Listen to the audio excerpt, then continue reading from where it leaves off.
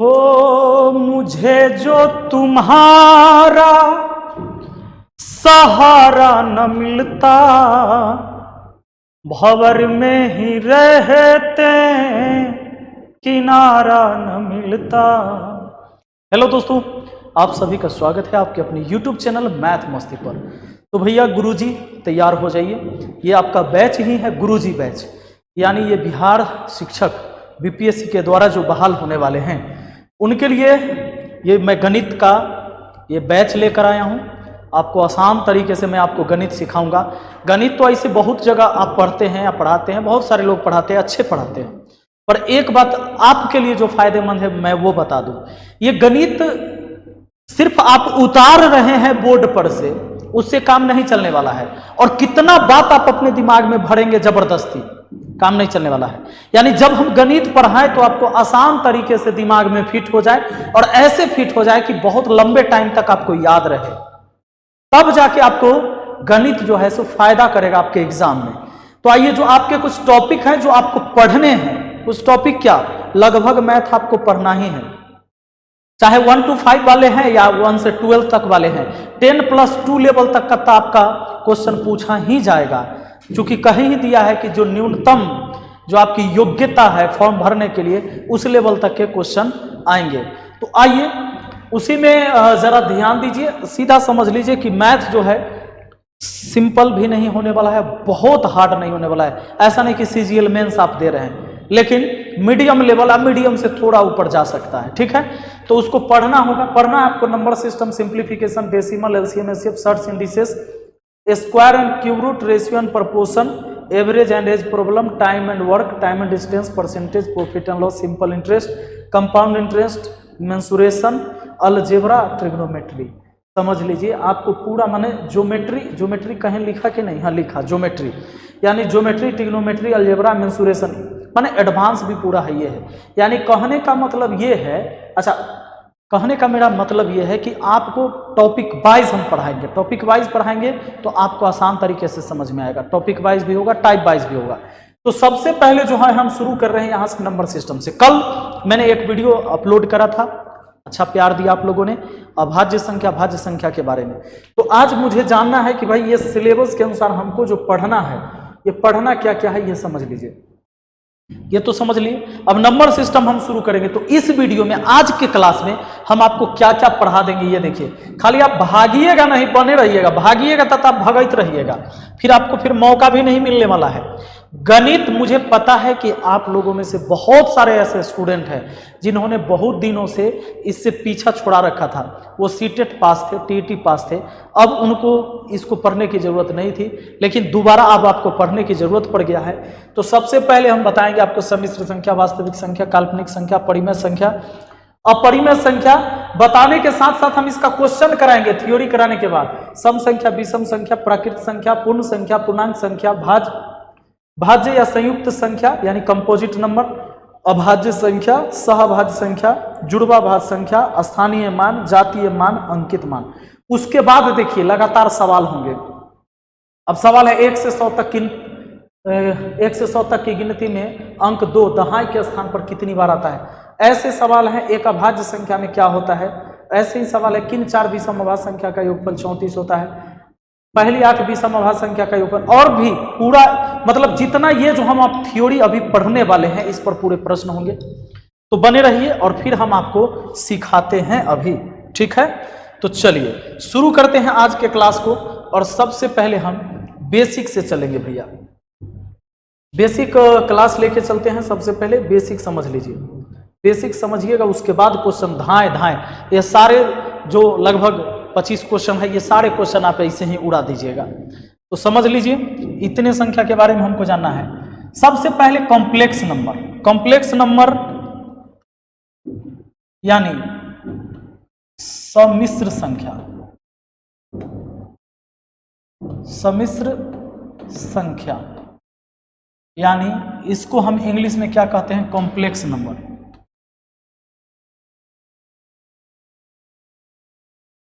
Complex number क्या है समझ लीजिए। संयुक्त रूप से वास्तविक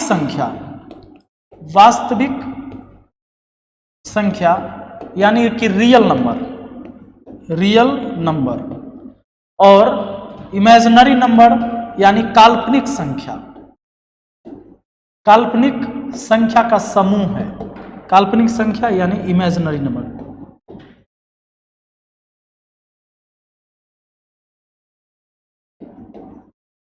चलिए, इमेजिनरी नंबर और रियल नंबर इसी के एक समूह है जो कॉम्प्लेक्स नंबर है यानी सम्मिश्र संख्या है।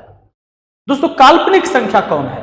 काल्पनिक संख्या जो रूट के अंदर माइनस में हो, रूट के अंदर माइनस में हो, रूट के अंदर माइनस में हो, रूट के अंदर माइनस में हो, ये सब है काल्पनिक संख्या। इनका इस्तेमाल रियल में हम कहीं नहीं करते हैं। मतलब अगर कोई भी चीज आप लिखते पढ़ते हैं या कैलकुलेशन में इनका इस्तेमाल नहीं होता है। -√3 का होगा लेकिन रूट अंडर -3 नहीं। तो ये समझ लीजिए ये एक वास्तविक संख्या है, माइनस बाहर है लेकिन इसमें रूट के अंदर माइनस है, ये काल्पनिक संख्या है। पहचान करना जरूरी है। आपको क्वेश्चन दिया जाएगा कि निम्न में से कौन काल्पनिक संख्या या वास्तविक संख्या है, परिमेय संख्या, इनकी चर्चाएं होंगी। तो समझ लीजिए कि किसी का वर्ग करने से यानी स्क्वायर करने से भी अगर वो माइनस में रह जाता है तब वो काल्पनिक संख्या है। जैसे इसका वर्ग करेंगे तो रूट कटेगा लेकिन -3 आएगा, और इसका वर्ग करेंगे तो माइनस में रहेगा। इसका अगर वर्ग करते हैं तो इसका वर्ग करेंगे यानी -√3 गुना -√3, तो 2 बार माइनस माइनस माइनस माइनस हो गया प्लस, और √3 गुना 3 यानी 3। तो ये वर्ग करने से क्या हो जाएगा प्लस में, तो ये काल्पनिक संख्या नहीं है। लेकिन जब इसका स्क्वायर करिएगा तो स्क्वायर से रूट कटा -3 आ गया सीधा, यानी कि ये काल्पनिक संख्या है। तो काल्पनिक संख्या आप समझ गए। इसके बाद जितना भी संख्या बच रहा है वो सब वास्तविक संख्या है। वास्तविक संख्या है यानी रियल नंबर है, चाहे वो -3 हो, -5 हो, 16 हो, प्लस में 8 हो, +11 हो, कुछ भी हो, रूट के अंदर हो 5 हो, रूट के अंदर 7 हो, रूट के अंदर 16 हो, 2/3 हो, 0.5 हो, 0.3 पर, ये सारे जो है रियल नंबर। इसको छोड़ के काल्पनिक संख्या का मतलब है सिर्फ कल्पना कर सकते हैं, इनका कोई यूज नहीं है। अब मान लीजिए कि हम कहें कि भाई हमारी गर्लफ्रेंड जो है जैकलीन होती, काश मेरी गर्लफ्रेंड जैकलीन होती। जैकलीन का क्या मतलब है? मतलब होती, हम सिर्फ कल्पना कर सकते हैं, होगी तो नहीं, हमारी होगी ही नहीं, तो कल्पना कर सकते हैं। अब कोई कह दे कि हमारा पति जो है काश सलमान खान जैसा होता, तो ये सिर्फ कल्पना कर सकते हैं आप। तो ये काल्पनिक है। मतलब कहते हैं ना कि मन में ख्याली पुलाव नहीं, बस वही है और कुछ नहीं है काल्पनिक संख्या। तो इसका जो है बातें खत्म यहीं पर हो गया, लेकिन ये अब आगे चलेगा। ये सिर्फ कल्पना कर सकते, काश मैं इस देश का प्रधानमंत्री होता, बस कल्पना कर रहे हैं आप, है नहीं, आप कल्पना कर सकते होता ऐसा। ये काल्पनिक संख्या, ये वास्तविक संख्या है, ये रियल नंबर है। अब वास्तविक संख्या आगे बढ़ेगी दोस्तों, रियल नंबर, रियल नंबर यानी कि वास्तविक संख्या। अच्छा, हिंदी इंग्लिश दोनों वालों के लिए, ऐसे मुझे इंग्लिश आता नहीं है, लेकिन चलिए, वास्तविक संख्या के 2 पार्ट, एक तो हो गया आपका इंटीजर्स, इंटीजर्स यानी पूर्णांक, और दूसरा हो गया डेसिमल, डेसिमल यानी दशमलव। एक दशमलव वाली संख्या हो गई, दूसरा हो गया पूर्णांक वाली। और पूर्णांक में पॉजिटिव भी हो सकता है, नेगेटिव भी हो सकता है। दोस्तों, पूर्णांक जैसे -3, -5, प्लस ये +5, +11, +17, ठीक है, ये सब क्या हो गया? पूर्णांक हो गया। ये नेगेटिव भी हो सकते हैं, पॉजिटिव भी हो सकते हैं। दशमलव वाली संख्या 0.3, 0.5, 7, 3, 0.3, 3, 3, 3, 3, छिड़ियाने वाला 0.1, 8, 3, 7, 6, ये सब हो जाएंगे। तो पूर्णांक आप समझ गए। पूर्णांक मतलब कोई भी हो सकता है, वो 0, 1, 2, 3, -5, -4, -2, कुछ भी, ये सारे क्या है? पूर्णांक है। लेकिन डेसिमल में क्या है कि कुछ डेसिमल है जो अनंत तक जाता है और कुछ है जो रुक जाता है। यानी डेसिमल नंबर जो है, डेसिमल नंबर समझ लीजिए, अब आगे डेसिमल बढ़ेगा। पूर्णांक तो समझ गए, लेकिन डेसिमल में पार्ट है अलग अलग। एक है जो टर्मिनेटिंग डेसिमल नंबर, और एक है नॉन टर्मिनेटिंग डेसिमल नंबर, यानी शांत दशमलव संख्या, अशांत दशमलव संख्या। जैसे मान लो 0.53, 0.371 या 0.342, ये क्या है? शांत है। लेकिन अगर मान लो 0.333 डॉट डॉट डॉट 0.535353, कोई संख्या को भाग लगाओगे 0.66666 छिड़िया रहा है, 0.1837542 ऐसा है, 0.712543 चलो कुछ भी लिख दिया। ये इसको देखो और इसको देखो, ये क्या है कि रुक गया और ये क्या है? रुक नहीं रहा है। तो इसको कहेंगे हम टर्मिनेटिंग डेसिमल, टर्मिनेटिंग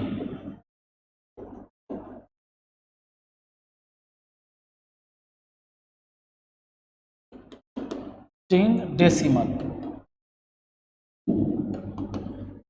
यानी शांत दशमलव। इसको क्या बोलते हैं? शांत तो हो गया तो शांत दशमलव संख्या, नहीं शांत हो गया, रुक गया बेचारा। और ये सब जो है अशांत है, non terminating decimal number, non terminating decimal number, decimal number यानी अशांत दशमलव संख्या, अशांत दशमलव संख्या। अब देखिए, ये आप समझ गए, ये क्या है? शांत है, ये क्या है? अशांत। अशांत क्यों करें? ये लगातार छिड़ियात जा रहा है। नहीं गांव में कहता है लो ये छिड़िया रहा है, एकदम ओकरा केकरो शादी हो रहा है, दुल्हा छिड़िया लगता है मरवा पर कि हम लेंगे घड़ी, हम लेंगे साइकिल, हम लेंगे रेडियो, वो छिड़िया रहा है तो ओकरा सरियाल जाता है। अब देखिए ये क्या है? शांत है। एगो ऐसा दुल्हा मरवा पर बैठल है जेकरा कहना है कि खाली हमरा लड़कीए चाहिए और कुछ नहीं चाहिए, बेचारा वो शांत है, शांत है। अच्छा, इसको आप 53/100 लिख सकते हो, यानी ये P/Q के रूप में हो गया ना दोस्तों। इस सब को परिमेय संख्या कहा जाएगा। तो जितने भी शांत दशमलव संख्या है ये परिमेय संख्या है। परिमेय संख्या का क्या नियम होता है? तो भैया परिमेय संख्या जो होता है, परिमेय संख्या वो P/Q के रूप में होना चाहिए। Q 0 नहीं होना चाहिए, Q 0 नहीं होना चाहिए। आप कुछ ले लीजिए, जैसे 3 एक परिमेय संख्या है, क्योंकि 3 के बट्टा में कुछ नहीं तो 1 लिख सकते हैं। अच्छा, 3/5 परिमेय संख्या, 5/3 परिमेय संख्या, ये सब परिमेय है। बात है समझ में कि नहीं? अब देखिए 0.8 ये भी परिमेय संख्या, क्योंकि 8/10 इसको बोल सकते हैं, P/Q के रूप में बोल सकते हैं, ये परिमेय संख्या है। अब बताइए √16 ये परिमेय संख्या है, क्योंकि 16 का वर्गमूल 4 और 4/1 इसको लिख सकते हैं, ये परिमेय। खाली Q में 0 नहीं होना चाहिए, क्योंकि समथिंग बट्टा 0, तो कोई भी संख्या के बट्टा में 0 हो जाता है तो वो इनफाइनाइट हो जाता है। बात है समझ में? इसलिए बट्टा में 0 नहीं होना चाहिए। कोई दिक्कत? अब चलिए, अब कहिएगा सर 0 अगर 1 है तब, तो 0 समथिंग 0 ये भी एक परिमेय है, समझ लीजिए, P/Q के रूप में। Q 0 नहीं है, लेकिन आप कहेंगे सर 0/0 है तब, 0/0 तो ये अनडिफाइंड है, इसका कोई परिभाषा नहीं है, अनडिफाइंड है, इसको आप नहीं कहिएगा परिमेय संख्या। ठीक है, चलिए अब जरा ध्यान दीजिए, इतना समझ गए। तो ये हो गया शांत दशमलव। देखिए इसको भी आप लिख सकते हो, इसको लिख सकते हो कितना? 371/1000। यहां से 0.3 अंक पद है तो 3 0। इसको देखो 342 लिखोगे, बट्टा में 1 पर 3 0 आ जाएगा। ये सब P/Q, PQ है ना। बट्टा में सिर्फ 0 नहीं होना चाहिए, 1000 है, 1000 है, 100 है, तो ये सब हो गया परिमेय संख्या। तो आपसे अगर पूछ दे कि सभी शांत दशमलव संख्या परिमेय संख्या होता है, तो हाँ होता है, कोई दिक्कत? अब देखो इधर 2 तरह के हैं। एक ऐसा है जो एक ही डिजिट लगातार, एक ही तरह की संख्या लगातार छिड़ियाया है, जैसे 3 3 3, 53 53 53, 6 6 6, लेकिन ये जो है कोई टर्म में नहीं, 1 8 3 7 5 4 2, आगे नहीं पता चल रहा है कि आगे कौन है। ये 7 1 2 5 4 2 1, लेकिन अगला डिजिट क्या होगा ये नहीं पता है, लेकिन इसमें आपको पता है कि है, यानी अशांत दशमलव संख्या यानी नॉन टर्मिनेटिंग नंबर जो है 2 तरह के हैं। एक है जिस पर रेकरिंग लगाया जा सकता है और एक है जिस पर रेकरिंग नहीं लगाया जा सकता है, यानी इसको हम कहेंगे non terminating non recurring number, और इसको कहेंगे कि नॉन टर्मिनेटिंग, टर्मिनेट तो नहीं हो रहा है, ये लगातार गया है लेकिन ये रेकरिंग नंबर है, इसको शांत किया जा सकता है कब? जब इस पर रेकरिंग लगाया जाएगा तब। यानी इसको आप लिख सकते हैं 0.3 और 3 के माथे पर बार लगा दीजिए, इस शांत हो गया। अब इसको आप 3/9 लिख सकते हैं। ई भी p/q के रूप में हो गया, तो ये p/q के रूप में हो गया, तो ये परिमेय संख्या है। लेकिन दोस्तों ये भी देखो, इसको भी आप लिख सकते हो 0.53, ये दो गो अंक छिड़िया रहा है ना, तो ये दोनों पर रेकरिंग लगा दीजिएगा तो यह फिर हो जाएगा, यानी इसको आप 53/99 लिख सकते हैं। ये भी p/q के रूप में हो गया, ये भी परिमेय संख्या हो गया। इसको देखिए 0.6 पर बार लगा सकते हैं, यानी 6/9, ये भी p/q के रूप में p/q हो गया, यानी अंश बटा हर हो गया, ये हो गया आपका परिमेय संख्या। अच्छा, इसको अब 1 8 3 7 5 4 2, इस तब पता चल रहा था ना कि 6 छिड़िया रहा है, तो 6 के रेकरिंग चढ़ा दिए। 53 छिड़िया रहा है, 53 पर छिड़िया रेकरिंग चढ़ा दिए। लेकिन 1 8 3 7 5 4 2 कि कौन कौन डिजिट छिड़िया रहा है नहीं पता चल रहा है, इस पर रेकरिंग नहीं लगा सकते, इसीलिए ये परिमेय नहीं हुआ, ये अपरिमेय संख्या हो गया भैया। ये क्या कहलाएगा? अपरिमेय संख्या, यानी इरेशनल नंबर। ये हो गया p/q के रूप में परिमेय संख्या, यानी रेशनल नंबर। समझ गए क्या? तो कोई दिक्कत है क्या? अब जरा समझिए, जैसे √16 है तो 16 का वर्गमूल 4 आया, 4/1 बोल सकते हैं, p/q के रूप में हो गया, ये परिमेय हो गया। लेकिन दोस्तों √3 का मान 1.73212 ये सब जो होता है लगभग मान दिया हुआ रहता है। √3 का मान जो भी पूर्ण वर्ग संख्या नहीं है, पूर्ण वर्ग, जैसे 16 का वर्गमूल 4 तो 16 है पूर्ण वर्ग संख्या, पूरा पूरा वर्गमूल बना, तो ये p/q के रूप में होगा, ये परिमेय होगा। लेकिन इसको और डिजिट कितना है तो लगभग दिया हुआ रहता है, इसके बारे में नहीं पता कि और कौन कौन डिजिट है, तो ये अपरिमेय हुआ, अपरिमेय संख्या, क्योंकि इसको रोक ही नहीं सकते, कौन कौन डिजिट आगे आएगा ये नहीं पता। तो ये √5 अपरिमेय, √7 अपरिमेय, √11 अपरिमेय, ये सब कहलाएगा अपरिमेय संख्या, यानी इरेशनल नंबर। ठीक है, इरेशनल नंबर, इरेशनल नंबर। और ये सब क्या है? परिमेय संख्या, परिमेय संख्या यानी रेशनल नंबर, रेशनल नंबर। बात है समझ में? तो अब देखिए दो चीज अब मुझे बताइए आप, जैसे 0.3333 डॉट डॉट, 0.575757 डॉट डॉट, और 0.18375 डॉट डॉट, 0.73125 डॉट डॉट, ये सारे जो है नॉन टर्मिनेटिंग डेसिमल नंबर है। ये टर्मिनेट नहीं हो रहे, ये खत्म नहीं हो रहे, ये लगातार जाते रहेंगे, ये बात तो पक्का है। लेकिन इसमें क्या बताइए, सारे नॉन टर्मिनेटिंग नंबर, यानी कि अशांत दशमलव संख्या, अशांत है, ये शांत नहीं हो रहा है, अशांत दशमलव संख्या, ये सभी अशांत दशमलव संख्या क्या परिमेय संख्या होंगे? सभी अशांत दशमलव संख्या परिमेय संख्या होंगे? नहीं, इसमें कुछ अशांत दशमलव संख्या परिमेय संख्या हो सकते हैं। जैसे इस 3 छिड़िया रहा है, खाली एक ही डिजिट थे, इसके ऊपर बार लगा दिए। अब बार हटाने का मतलब होता है 3/9, जितने अंक पर से बार हटा उतना बट्टा में 9। इसको 57 तो 0.57 लिख दिया, बार लगा दिया, 57 छिड़िया रहा था, ये 57 तो इसको हम क्या लिख सकते हैं? 57/99, 2 गो पर से बार हटा, बट्टा में 2 गो 9 आया, तो इसको p/q के रूप में ये परिमेय हुआ। लेकिन इसको नहीं लिख सकते हैं, तो ये अपरिमेय हो गया, अपरिमेय। तो एक बात समझो, मुझे बताओ कि अशांत दशमलव संख्या ये सब था, ये सब अशांत दशमलव है, शांत कोई नहीं हो रहा था। अशांत दशमलव संख्या, क्या सभी अशांत दशमलव संख्या परिमेय संख्या होंगे? नहीं। क्या सभी अशांत दशमलव संख्या अपरिमेय संख्या होंगे?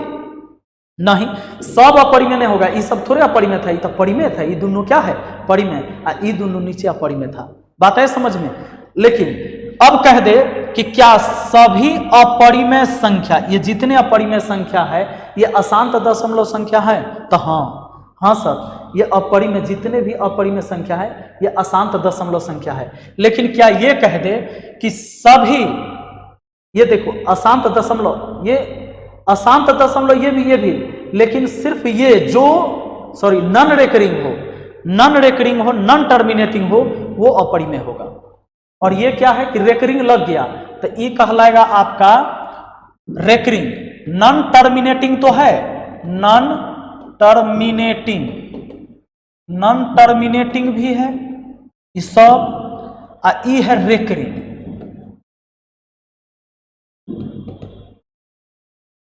यानी कि अशांत अनावर्ती, इसको बोलेंगे अशांत हिंदी में, और अशांत रेकरिंग वाला को बोलेंगे अशांत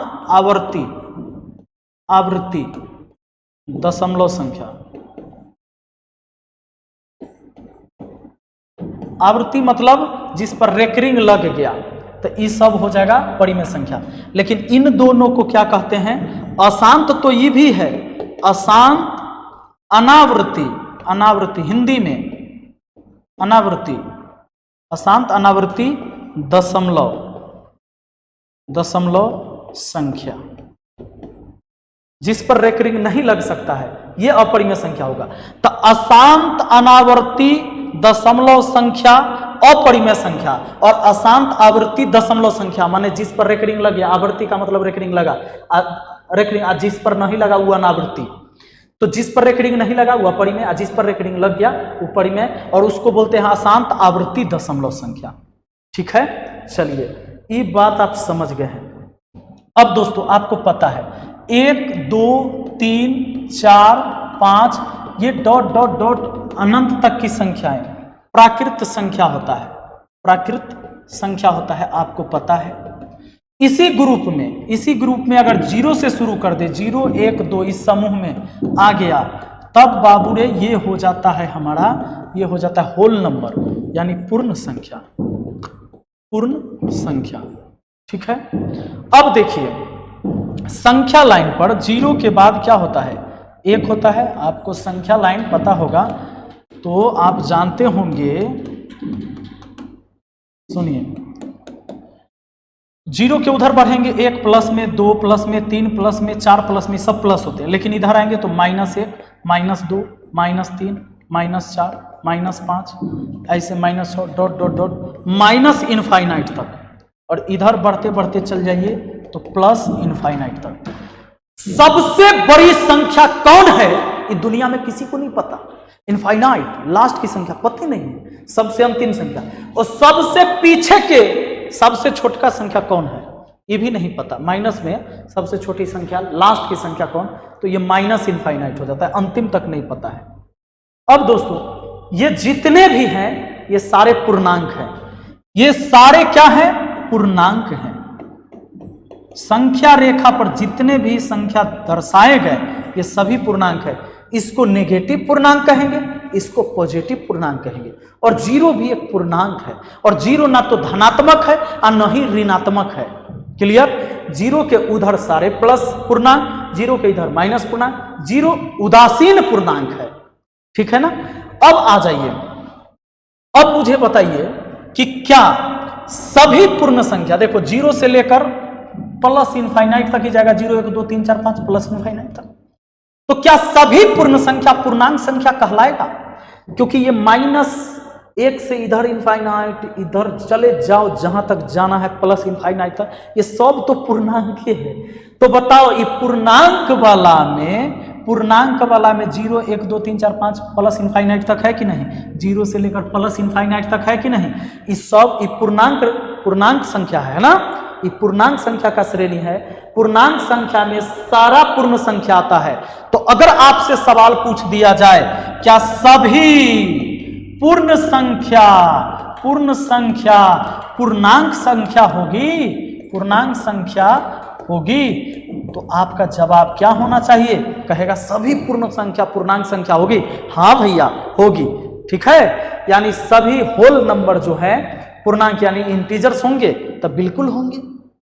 ये सारा आ जाते हैं। लेकिन अब अगर आपसे ये पूछ दिया जाए उल्टा कि सभी पूर्णांक संख्या पूर्ण संख्या होगा, इस सभी पूर्णांक ना है यार, पॉजिटिव चाहे निगेटिव, ये सभी पूर्णांक संख्या क्या पूर्ण संख्या में आते हैं? नहीं, खाली प्लसे वाले आते हैं, माइनस वाले छूट जाते हैं। तो सभी पूर्णांक संख्या पूर्ण संख्या नहीं होगा। क्लियर है? बात समझ गए हैं? इससे बेहतरीन तरीके से और क्या समझाया जा सकता है आपको? तो ये समझ गए। दूसरा चीज, सम संख्या आप जानबे करते हैं जो 2 से कट जाता है। विषम संख्या आपको पते है। परिमेय संख्या आप समझिए गए, p/q के रूप में होना चाहिए। अपरिमेय संख्या एक बाद जो है p/q के रूप में जेना है वो सब अपरिमेय संख्या है।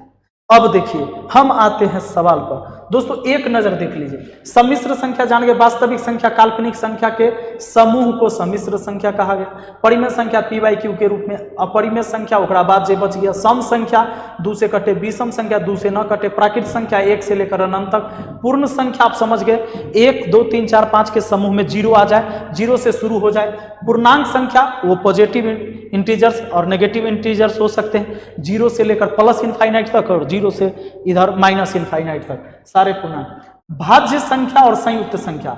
भाज्य संख्या वो है जो 2 से ज्यादा से कटे, जैसे मान लो 4 है, सबसे पहली भाज्य संख्या है, सबसे पहली भाज्य संख्या, या सबसे छोटी भाज्य संख्या भी 4 को बोल सकते हैं आप। 4 को सबसे छोटी भाज्य संख्या और सबसे पहली भाज्य संख्या, क्योंकि 4 के पीछे देखिए 1 2 और 3 होता है। 1 विषम संख्या है, 2 सम संख्या और अभाज्य संख्या है। अभाज्य संख्या है ये।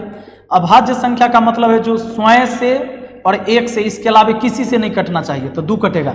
यानी जिसका अधिक से अधिक 2 फैक्टर हो, 2 गुणनखंड हो, कम से कम भी 2 गुणनखंड हो। और 3 अभाज्य संख्या है लेकिन विषम अभाज्य है। अभाज्य है और क्या है? विषम है। अभाज्य क्यों बोला? क्योंकि ये भी कटेगा अपने आप से और 1 से, इसके अलावा किसी से नहीं। तो अभाज्य संख्या हुआ 3। विषम इसलिए है कि 2 से नहीं कटता है। तो सबसे छोटी विषम संख्या, सबसे छोटी सम संख्या, सबसे छोटी सम अभाज्य संख्या, सबसे पहली सम अभाज्य संख्या, और सम अभाज्य संख्या मात्र 1 है, वो 2 है। 4 है भाज्य संख्या, 4 कटेगा।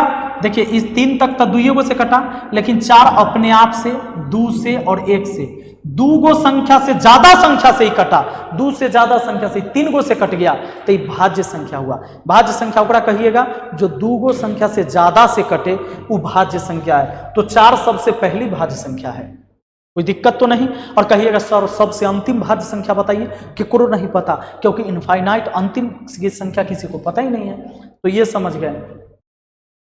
अब आ जाइए आगे बढ़ जाइए। सह अभाज्य संख्या, वैसी संख्या का जोड़ा जिसका HCF 1 हो, जैसे 3 5, इसका HCF 1 आएगा, इस सह अभाज्य संख्या हुआ। 14 15, हाँ 14 भाज्य नहीं है लेकिन इसका HCF इस जोड़ा का 1 आ गया, 14 15 का HCF 1 है, यह सहभाज्य संख्या है। लेकिन अगर मैं कह दूं कि 20 और 25 सहभाज्य संख्या है तो कहिएगा नहीं, इसमें 5 से दोनों कटेगा, इसका HCF 5 हो गया, इस सर नहीं हुआ। तो सहभाज्य संख्या उस जोड़ा को कहते हैं जिसका HCF 1 हो गया। जुड़वा अभाज्य संख्या, जुड़वा अभाज्य संख्या मतलब होता है ट्विन प्राइम नंबर, ऐसा क्रमागत अभाज्य संख्या जिसके बीच एगो भाज्य संख्या हो, ये जुड़वा अभाज्य संख्या होगा। कौन? 3 और 5, ये जुड़वा अभाज्य संख्या। क्यों?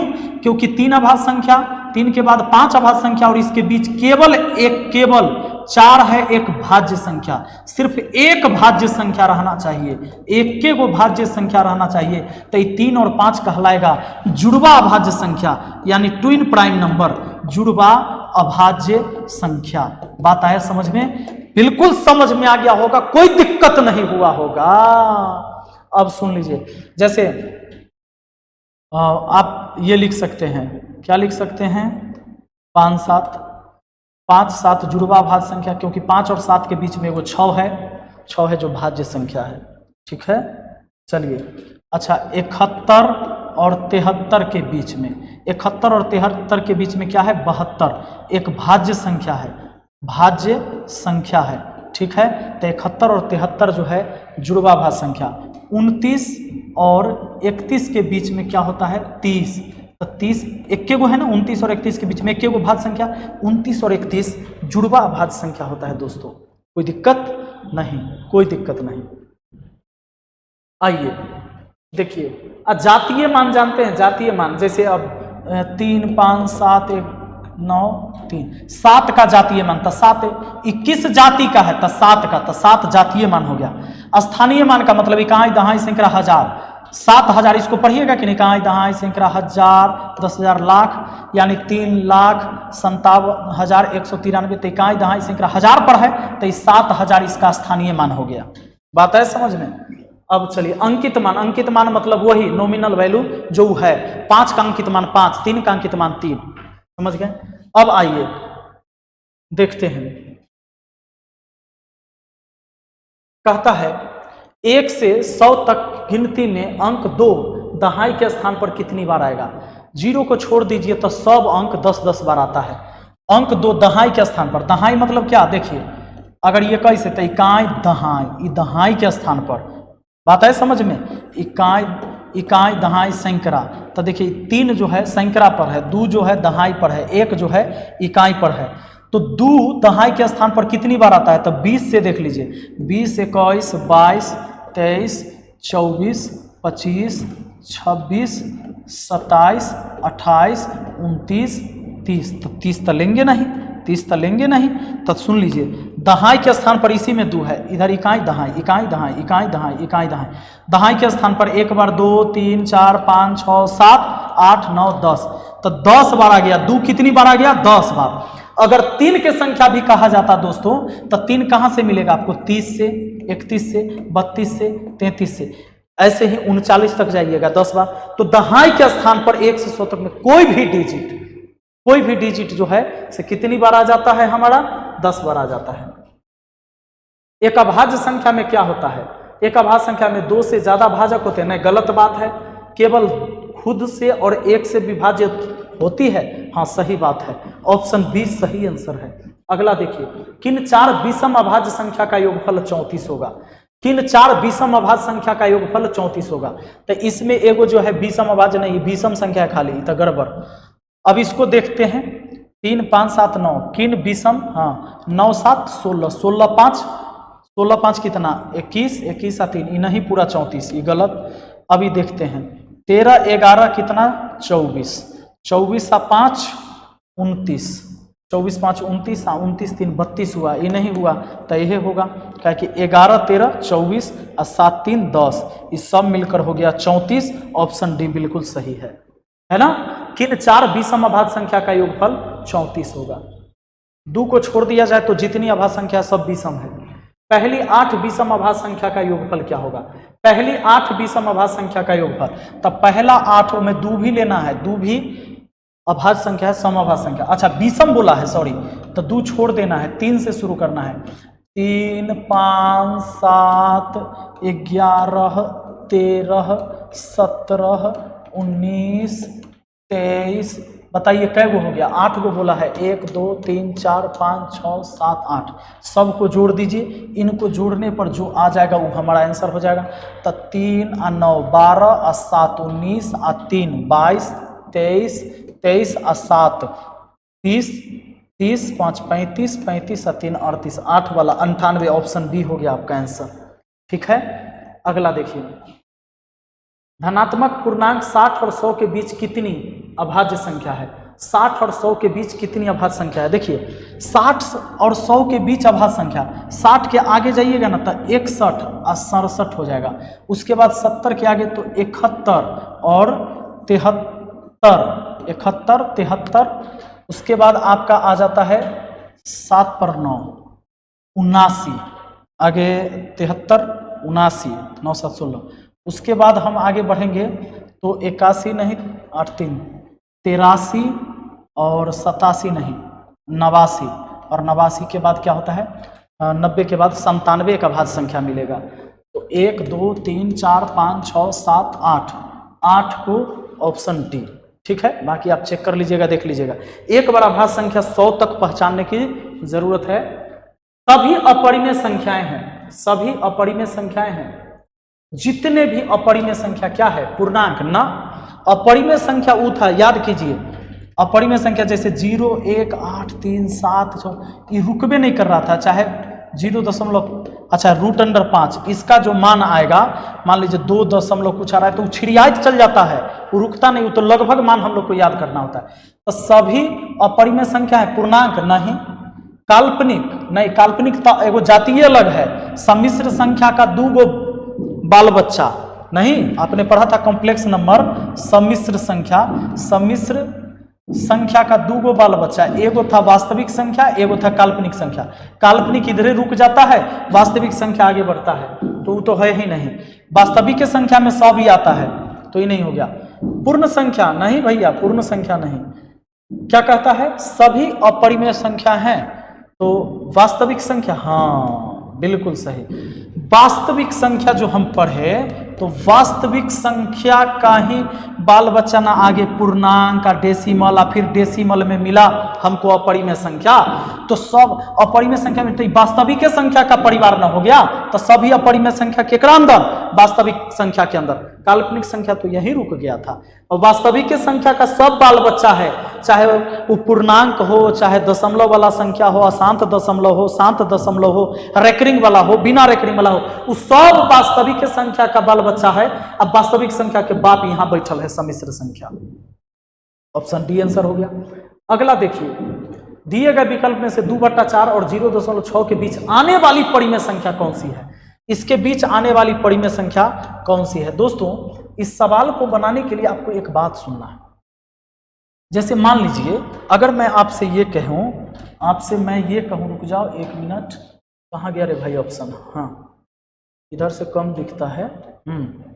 अगर मैं आपसे ये कहूं कि 3/4 और 5/6 में बड़ा कौन है, तो देखो 36 18, 4 5 20, 20 बड़ा, 5/6 बड़ा, ऐसे अंतर एक रहता है ना, तो जिसका अंश बड़ा वो वैल्यू बड़ा।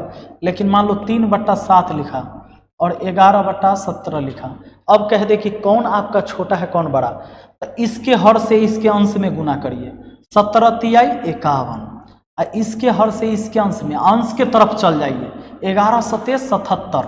बोलिए 51 बड़ा कि 77 बड़ा, कहिएगा सर 77 बड़ा, तो ई बड़ा आई छोटा।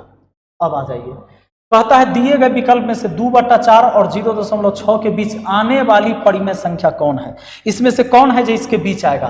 तो 2/4 को काटेंगे तो 1/2 आ जाएगा, 2/4 को काटें, 2 से 2 1 कम 2, 2 दूना 4, 1/2।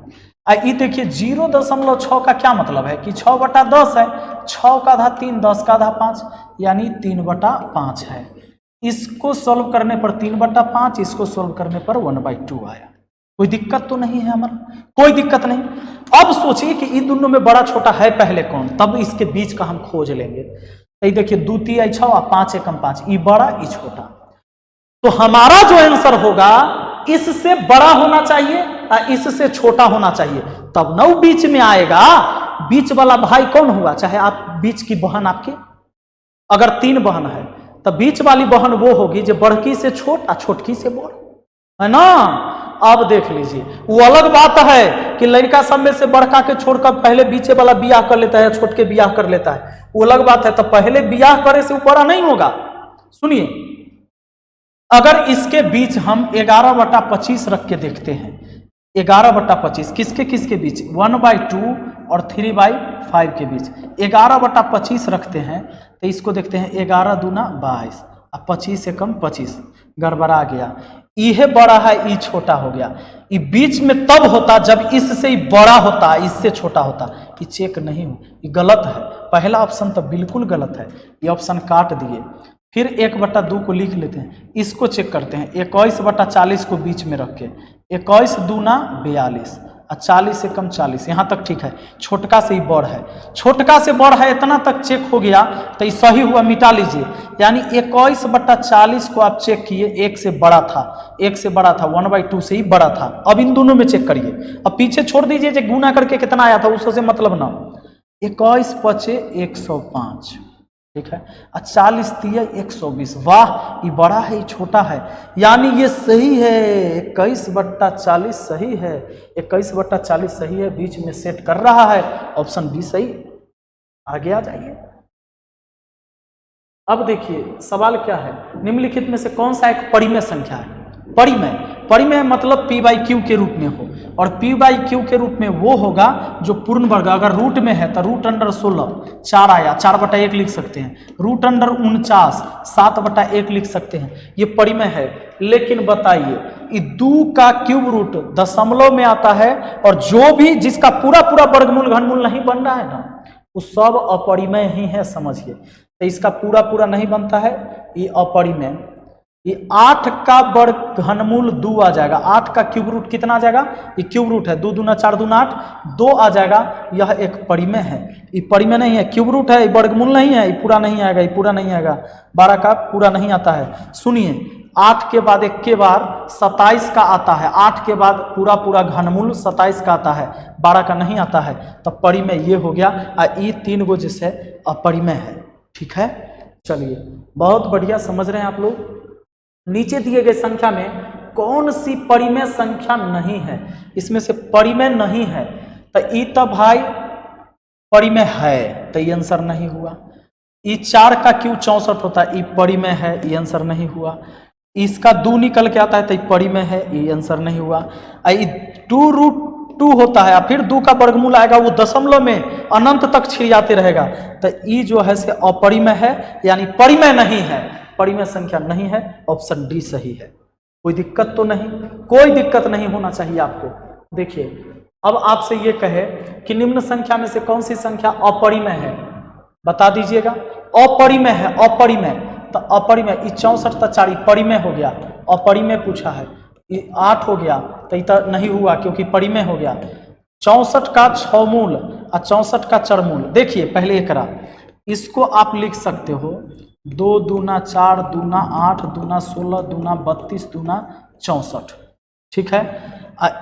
इसमें है 4, तो 4 गो के जोड़ा में से एगो आएगा, ये 4 गो में से एगो आया, लेकिन 2 गो का तो नहीं बना, यहाँ 4 है तो 2 गो नहीं बाहर आएगा, 4 गो है तो 4 गो जोड़ा होना चाहिए, तो यही हो गया अपरिमेय है, अपरिमेय यही हो गया। लेकिन इसमें देख लीजिए, इसमें आ जाएगा 2 दूना 4 दूना 8 दूना 16 दूना 32 दूना 64, यहाँ 6 लिखल है, तो 6 लिखल है तो 6 गो के जोड़ा लगेगा, एगो बाहर आएगा, तो ये पूरा आ गया, ये पूरा आ गया, पूरा आ गया, यानी इसके बट्टा 1 इसके बट्टा 1 इसके बट्टा 1, लेकिन ये पूरा नहीं आया, एगो 4 तो आया लेकिन 2 गो रह गया, यानी ये दशमलव में चला जाएगा और अनंत तक जाएगा, ये अपरिमेय हो गया। ऑप्शन डी आपका सही, अपरिमेय पूछा है। देखिए दोस्तों अब निम्न संख्या में से कौन सी संख्या अपरिमेय है, बना सकते हैं आप लोग, बिल्कुल बना सकते हैं। निम्नलिखित में से कौन परिमेय कौन सी संख्या है, देखिए निम्न में से परिमेय संख्या कौन सी है, बता सकते हैं। देखिए सीधी बात कि ई तो जो आएगा 2 का क्यूब रूट वो दशमलव में अनंत तक आएगा, और 2 घटेगा तैयो दशमलव वाला तो उधर रहबे ना करेगा। जैसे मान लीजिए कि 1.4 1 4 2 3 कुछ बहुत रहता है इसका, अब 2 घटाओगे इसमें से अच्छा 2 माइनसे में है तो माइनसे में घटेगा, तो इसके ऊपर 0 0 रख रख के घटाइएगा, तो इसी में से घटाते जाइएगा तो अनंत तक डॉट डॉट है तो रहबे ना करेगा, तो अपरिमेय हो गया। तो समझ लीजिए कोई भी परिमेय संख्या के साथ योग अंतर हो, अपरिमेय का तो अपरिमेय आएगा। मान लीजिए कि एक अपरिमेय और एक परिमेय, इसका जोड़ घटाव कुछ भी हो तो अपरिमेय होगा, ठीक है ना। तो ये अपरिमेय है इसके साथ, तो ये अपरिमेय होगा। पूछा है परिमेय संख्या कौन सी है, ये नहीं हुआ। ये 2 आया और 2 में से 2 गया तो 0, ये एक परिमेय संख्या हो गया। 0/1 बोल सकते हैं। परिमेय संख्या होने के लिए P बाई Q और Q बराबर 0 नहीं होना चाहिए, तो Q बराबर 1 है, ये परिमेय होगा। और ई भी देखो, ये अपरिमेय अपरिमेय का योग, अपरिमेय तो ये परिमेय नहीं हुआ, ये अपरिमेय एक परिमेय तो ये भी अपरिमेय, यानी अपरिमेय अपरिमेय का अगर योग है चाहे अंतर है वो हमेशा अपरिमेय ही आ रहा है, ठीक है ना। चलिए इसमें 4 का अंकित मान क्या होगा, 4 का अंकित मान कहाँ है, देखिए कुछ नहीं, दशमलव के इधर जो भी है, ये 4 है ना, इकाई दहाई, यानी 4 दहाई 40, इधरे ना पढ़ते हैं 145 है, तो इकाई 145 का मतलब ये 100 फिर 40 और फिर 5 और दशमलव वाला उधर, तो 40 और 5 कितना हो गया 45। तो मुझे लगता है कि ऐसे सवाल आप लोग अब आसान तरीके से बना सकते हैं। 9 के स्थानीय मान तथा अंकित मान का अंतर ज्ञात करिए। 9 के स्थानीय मान क्या हुआ, इन 9 है तो इकाई दहाई सैकड़ा हजार पर है, यानी इन 9000 हुआ 9000, और 9 के स्थानीय मान तथा अंकित मान का अंतर, अंकित मान मतलब 9 है, घटा दीजिए, 10 में से 9 गया तो 1, 9, 9, 8, 89, 91, 89, 91। तो यही सब सारी चीज़ें थी। आज का क्लास बहुत बड़ा ना हो इसके लिए हम यहीं पर छोड़ते हैं, पढ़ाने के लिए मेरे पास अभी और था, इसमें लगभग 15 क्वेश्चन। तो क्लास कैसा आपको लगा बताइएगा जरूर, हम मिलते हैं फिर अगले क्लास में। Thank you, best of luck.